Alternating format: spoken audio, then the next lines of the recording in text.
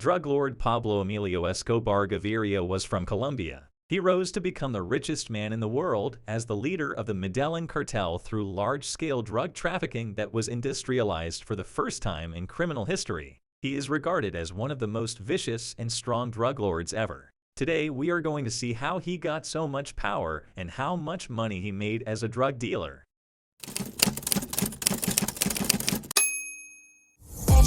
On track, now we going way up. W's as easy as a layup. Working late, stay up, counting all the way up. Counting blessings, yeah, you know we pray up. The third of Abel Jess Escobar and Hermilda Gaviria's 7 children, Pablo Emilio Escobar Gaviria was born in the village of Rio Negro in the department of Antioquia. He was from the rural middle class, and his family had 12 hectares of land and dairy cows. At the age of 13, Pablo Escobar started smoking marijuana and joined the Nadesmo, a nihilist youth organization in Envigado. He protested by quitting school early in 1966. He spent his formative years in Medellin's red light district on the streets and in the bars with his cousin Gustavo Gaviria. He established friends with local underworld people in Medellin's Antioquia neighborhood who were crucial to his future career. He rapidly gained the respect of the other gangs, who at the time were largely solely equipped with knives and machetes, thanks to his ownership of firearms. Early on, he joined a gang that trafficked marijuana and took part in robberies on the streets. Smuggling in cigarettes was another line of work. His mother claimed that because he desired to gain tremendous authority at a young age, he was unfit for an honest work. He started robbing cars at the age of 20 and selling the parts as stolen goods. A short while later, to show off his authority, he and his gang kidnapped wealthy citizens and frequently killed them despite paying ransoms. He abducted the wealthy businessman Diego Echeverria in 1971 and after receiving the ransom, strangled him. He gained notoriety in Medellin as a result of the kidnapping and was given the moniker El Doctor. The cocaine trade took over the marijuana market in the middle of the 1970s. Escobar, the Eacobar brothers, Carlos Leder, and Jose Rodriguez Gacha were pioneers in this new boom industry. Escobar utilized the extraordinary income potential for his social expansion. He established a significant narcotics business in the 1970s. Escobar's brutality and cruelty-filled demeanor helped him rise fast through the ranks of the Medellin cartel. A full 11.5 kilograms of cocaine, which today would be valued between $350,000 and $500,000 depending on where it was sold, was once found on Escobar. However, he was never tried for drug possession or trafficking since the police officer who was supposed to testify against him passed away mysteriously. Judges were coerced by death threats and decided not to reopen the murder case as a result. In 1975, Escobar encountered a wealthy pilot from Medellin who went by the moniker Ruben. Ruben spoke excellent English, was well-versed in Miami, and he already had a job with the Eacobar brothers. In Miami, Ruben purchased sport aircraft and hired additional pilots. In 1975, Ruben flew 1 to 2 shipments of cocaine to Miami with Fabio Restrepo, the first cocaine smuggler to leave Medellin. On only 1 cargo, they made roughly $40,000 in profit. Escobar was given approval by Jorge Eacobar to provide the drug smuggler Restrepo with uncut cocaine. Ruben and the Eacobar brothers realized they would have to work for him going forward after he got Restrepo killed. Mara Victoria Reynal Vallejo, then 15 years old, and Escobar were married in 1976. Escobar acknowledged that his marriage to his wife was quite pleasant, despite the fact that he had numerous affairs with young ladies.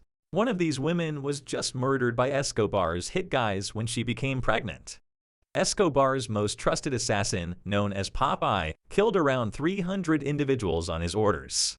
Escobar also ordered the deaths of 457 police officers and 30 judges. His relative Gustavo Gaviria was detained in Miami in 1976 by Colombia's Domestic Intelligence Service DAS for smuggling cocaine. Escobar was detained, served his time in jail, but was soon freed thanks to bribery. The DAS agents who detained him were killed. He thus created the Plata Plomo of Colombia, meaning silver or lead. The idea is straightforward: either accept a bribe or risk being shot. Escobar's business strategy involved controlling the shipment of cocaine obtained from independent planters. in addition to remote-controlled mini-submarines, which transported up to 2 tons of cocaine from the northern coast of Colombia to Puerto Rico. The transports were primarily carried out by squadrons of sport planes, which could carry around a ton of cargo. In the later stages, he even ordered the export of 10 tons of cocaine to the United States in a modified Boeing 727. In the beginning, gotcha and letter worked sporadically for and against Escobar. A 600-kilogram cocaine shipment was detained on an aircraft in Cali in 1975.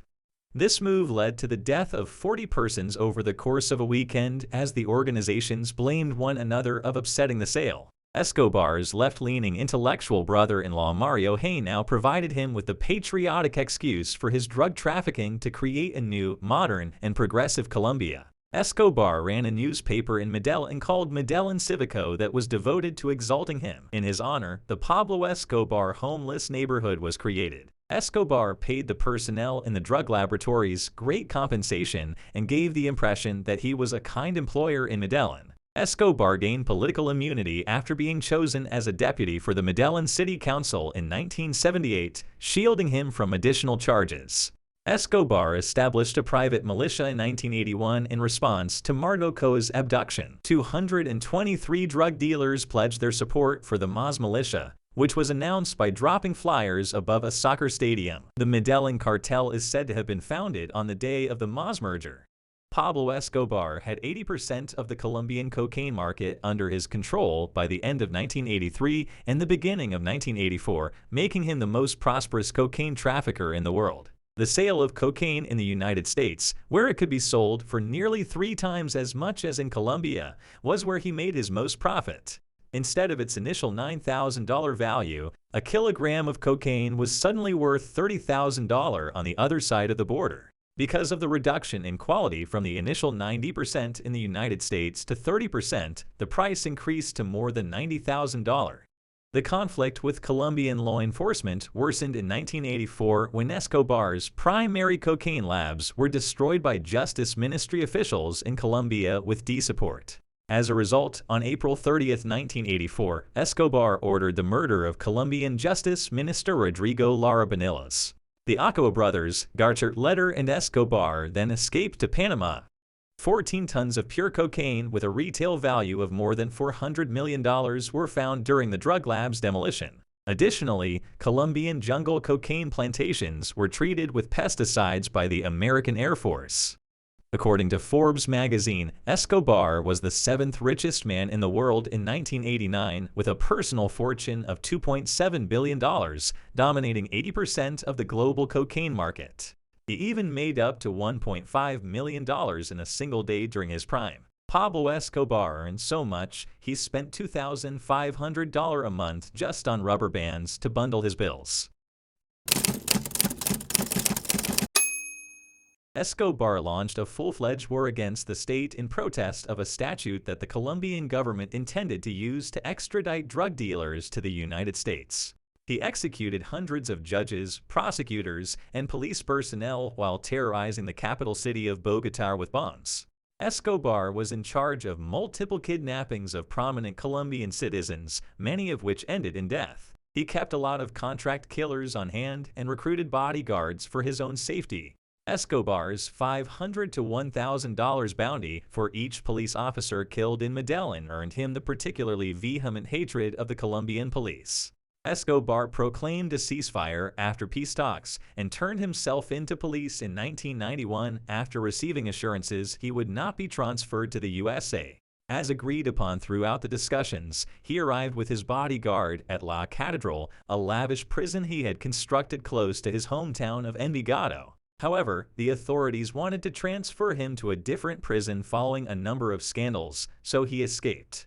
Escobar, among other things, invited drug dealers to his prison where they were assassinated.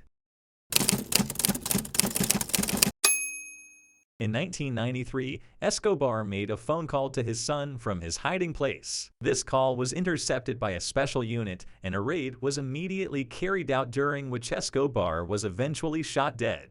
However, it is still unclear whether Escobar was shot or shot himself in the head during the raid. Due to Escobar's great influence, a full 20,000 people attended his funeral. And that's it for the video. If you liked the video, please subscribe to my channel and give the video a like. Bye.